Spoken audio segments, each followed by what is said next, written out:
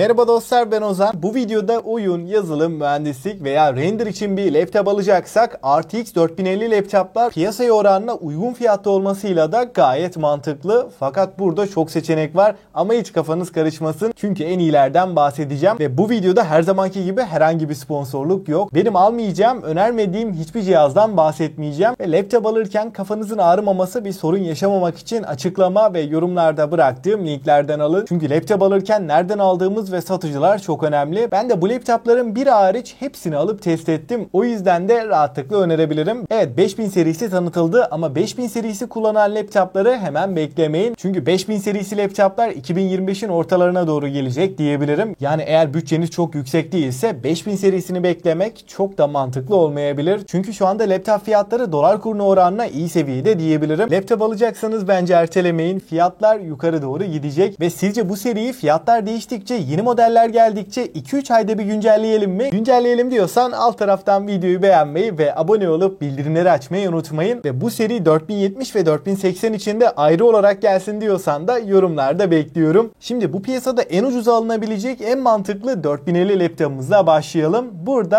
Acer Nitro 5'i görüyoruz. i5 12. nesil H serisi işlemci burada kullanılmış. 8 çekirdek 12 threadlik bir yapıya sahip. 16 GB RAM 8x2 DDR5 olarak gelirken 1 TB SSD'nin yanında RTX 4050'nin tam performans 140 Watt'lık versiyonuyla karşılaşıyoruz. RGB klavyesi, 144 Hz IPS Full HD ekranıyla 30.000 bandında şu anda en mantıklı laptop diyebilirim. Ama bu fiyatlarda çok kalacağını düşünmüyorum. Çünkü normalde zaten bu laptopun 8 GB RAM'li versiyonu bu fiyatlarda. O yüzden bütçe sınırınız 30.000 bandındaysa rahatlıkla alınabilecek bir cihaz. 32 GB'a kadar RAM, 2 TB'a kadar da depolama takviyesi yapabiliyoruz. Soğutma sistemi ve kasa kalitesiyle de gerçekten beğendiğim bir cihaz. İkinci sırada şu anda 35.000 altı bütçeyle benim favori 4050 laptoplarımdan Lenovo'nun Log modelini görüyoruz. i5 12. nesil HX işlemcili 12x2 24 GB RAM'li RTX 4050'nin de 105 Watt'lık versiyonu bu laptopta kullanılmış. Ekran kalitesi olarak üst seviye bir cihaz, soğutma sistemi başarılı ve deneyim olarak da benim de gayet memnun kaldığım bir cihazdı. Ama Lenovo'nun Log serisinde i5 12. nesil HX serisi, yani tam performans işlemcide batarya olarak en fazla 2-2,5 saatleri görebiliyoruz. Batarya performansı sizin için birinci öncelikse Ryzen'lı modele bakmak çok daha mantıklı. Üçüncü sırada Asus TUF A15 önümüze çıkıyor. Ryzen 7 7. nesil işlemci burada kullanılmış. 8 çekirdek 16 threadlik bir yapıya sahip. 8 GB RAM DDR5 4800 MHz olarak gelirken 512 SSD'nin yanında RTX 4050'nin tam performans 140 Watt'lık versiyonuyla karşılaşıyoruz. 15.6 inç Full HD IPS 144 Hz %100 sRGB ekran burada kullanılmış. Ekranda renkler, canlılık, kontrast oranı gerçekten iyi bir seviyede. Bir gaming laptop oranla düşündüğümde ekran kalitesi deneyim anlamında gerçekten sağlam bir cihaz. Bu laptopu Photoshop, video edit, render için de rahatlıkla kullanabilirsin. Ama bu laptopu aldıktan sonra mutlaka bir RAM takviyesi yapmamız gerekiyor. Asus TUF A15 ile uyumlu RAM'in linkini de açıklama ve yorumlara koyarım. Ve 90 Watt pille beraber bu fiyat bandında batarya performansı en iyi laptop diyebilirim. Günlük ortalama bir kullanımda 5 saat rahatlıkla götürüyor. Dördüncü sırada hem işlemci performansı hem de batarya anlamında benim beklentim yüksek diyorsan Lenovo Log'un Ryzen 5 8. nesil versiyonunu görüyoruz. 8645HS 6 çekirdek ve 12 threadlik yapıya sahip. 16 GB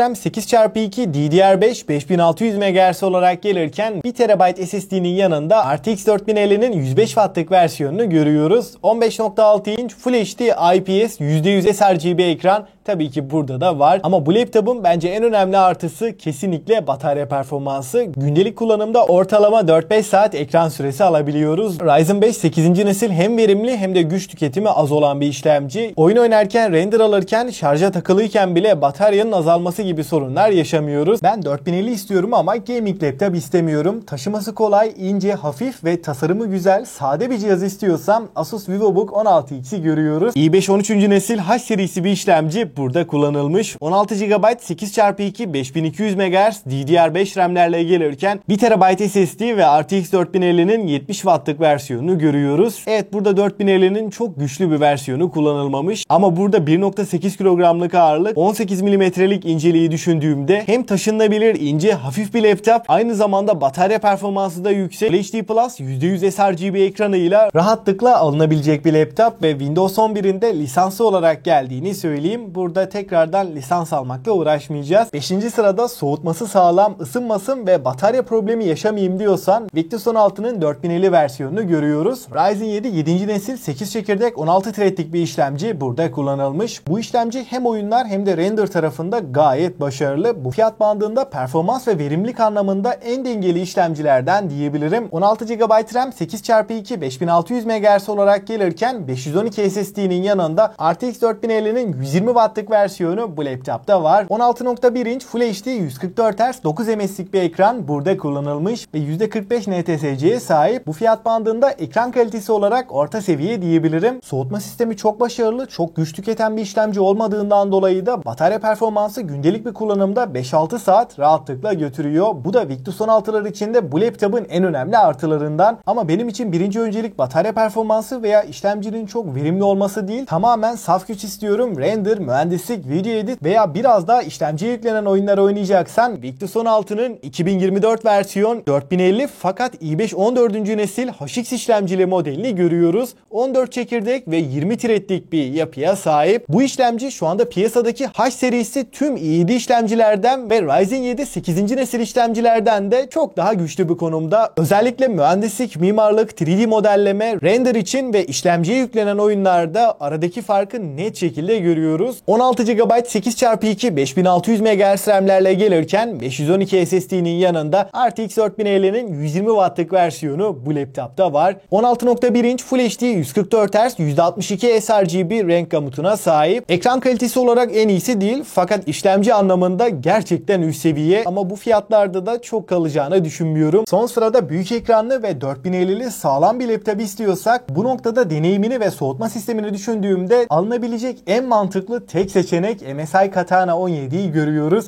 i7 13. nesil H serisi işlemci burada kullanılmış. 10 çekirdek ve 16 threadlik bir yapıya sahip. 16 GB RAM 8x2 5200 MHz olarak gelirken 512 SSD'nin yanında RTX 4050'nin 105 Watt'lık versiyonunu görüyoruz. 17.3 inç Full HD 144 Hz IPS bir panelle geliyor. Bu ekran %62 renk gamutuna sahip. Soğutma olarak gerçekten başarılı bir cihaz. Kesinlikle ısınma problemi yaşamayacağınız bir laptop. Bu işlemci hem render hem de oyun tarafında bu fiyat bandında en iyi iki işlemciden biri ve 4050 kullanan 17.3 inçlik en sağlam laptop diyebilirim. Dostlar şimdi favorilerimden bahsedeyim. Eğer bütçem 30.000 bandında aldığımda uzun yıllar kullanabileceğim ekran kalitesi ve performansıyla da beni üzmesin diyorsan Lenovo Legion 4050 versiyonu benim kesinlikle favorilerimden ama 30.000 civarında çok kalacağını düşünmüyorum. Bu noktada Acer Nitro 5'in 4050 versiyonu da kesinlikle değerlendirilebilir. Fakat bütçem 35.000'e daha yakın kaliteli kasa, kompakt tasarım ve iyi bir ekran istiyorsam Asus TUF A15 oldukça mantıklı ama dediğim gibi bu laptopu alırsanız mutlaka 8 GB'lık RAM takviyesi yapmamız gerekiyor. 36.000 civarı bir bütçe ile ekran kalitesi, performans ve batarya verimliliği anlamında Ryzen 5 8. nesil işlemcili Lenovo Legion gayet mantıklı.